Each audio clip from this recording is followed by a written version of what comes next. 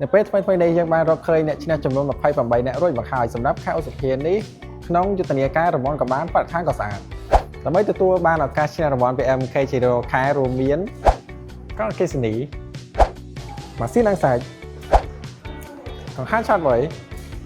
លោកអ្នកគ្រាន់តែប្រើប្រាស់សេវាហិរញ្ញវត្ថុឬធ្វើប្រតិបត្តិការដូចជាគណនេយ្យសំណាងគណនេយ្យកូនឆ្លាតសេវាកម្មធនាគារចល័ត MK Mobile ដោយគូអាជីវកម្មការពីលឿនពេកនឹងធ្វើប្រតិបត្តិការជាមួយភ្នាក់ងារ MK ទូទាំងប្រទេសនោះលោកអ្នកនឹងមានឱកាសសងសំណាងចែករង្វាន់ជារៀងរាល់ខែសម្រាប់ព័ត៌មានបន្ថែមសូមតាមដាននៅលើ page ផ្លូវការរបស់ AMK ឬទំនាក់ទំនងមកកាន់លេខទូរស័ព្ទ023 22 0202 ឬ 1800 200 200 ដែលឥតគិតថ្លៃសូមអរគុណ